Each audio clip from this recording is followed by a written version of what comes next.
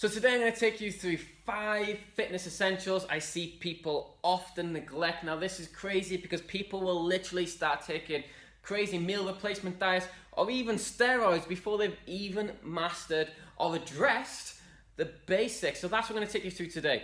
The 5 fitness essentials, the ones I most commonly see people neglect. Now, number 1 is progressive overload. See people do all the time. They haven't got a set plan. They're not tracking anything. They're literally going to the gym and they're just working out. What we want to do is train. We've got a set goal and we want to train towards that goal. Now, progressive overload is incredibly important. Essentially, in the simplest way, it's progressively, getting stronger or progressively increasing the frequency of your training, the volume, all this kind of good stuff. Each time you train, you want to track what you do and what you lift in that session and progress from that. It's as simple as that. In terms of your cardio as well, so say for example, if you do a 1 kilometer on the treadmill, how long did that 1 kilometer take? Next time you come around to do it, you can try and improve on that time. The next one is protein intake. Now this is very, very important.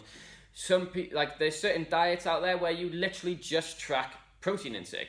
Protein is the most satiating macronutrient, so if you've got a decent amount of protein in your diet, generally you're quite full and quite satisfied, and it prevents you from eating too much food, therefore putting you in a calorie deficit. Most people watching this as well will have fat loss goals, so they will be in a calorie deficit.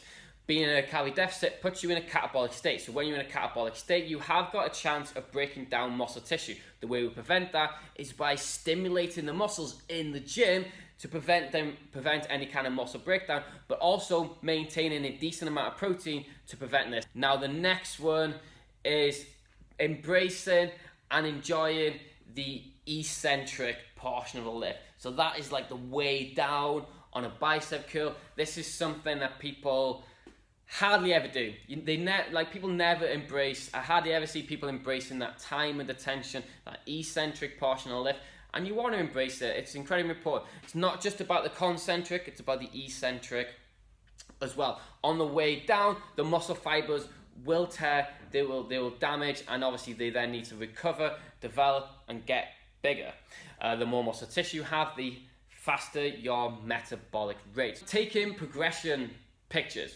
This is very, very important. So you've got to know where your starting point is. So what I would suggest, taking a front, side, and rear photo as well. This will also give you an insight of what your posture is like as well. Depending on what your posture is like, it actually, depending on your knowledge of biomechanics, can actually give you an insight on how your body is likely to move as well, and the program you should follow it and stuff like that. But simplest way, you've got those pictures, you can see where your starting point is, you know where you want to be. Each month, compare and see that you're improving.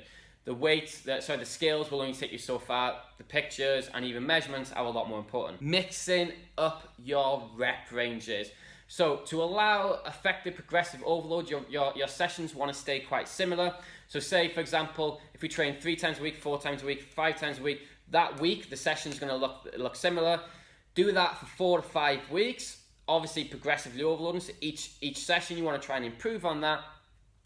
After a month, that's when you want to take things to the next level. Mixing up the rep ranges, changing the exercise you do, doing more advanced exercise and progressing to the next level.